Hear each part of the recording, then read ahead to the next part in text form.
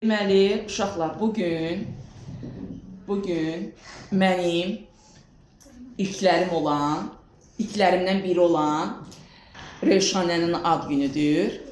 Mən bu məktəbə gələndə ilk dəfə 3-cü sinifi verdilər mənə və 3 və 4-cü siniflərdə mən dərs keçdim və orada mən Rövşanəni tanıdım. İndi hal-hazırda Rövşanə 7-ci sinif şagirdidir.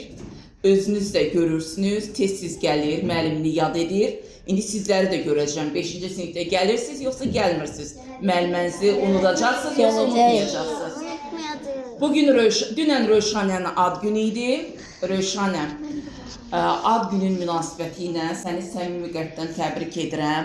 Sənə Allah Taaladan möhkəm can sağlığı arzu edirəm.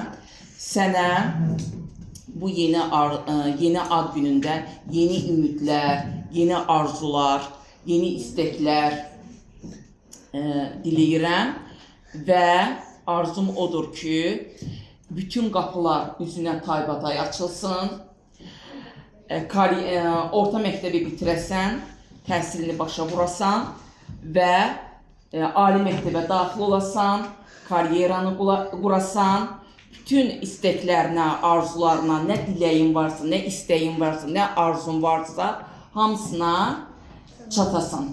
Reallaşmayan, gerçəkləşməyən arzuların olmasın. Hamısı gerçəkləşsin, hamısı reallaşsın. Bugün sənin günündür. Sənin günündür. Yəni, səni bu gün münasibəti ilə həm mən, həm də ki, buradakı mənim 38 nəfər şagirdim, daha doğrusu 36 nəfər gəlib şagirdim, səni təbrik edir.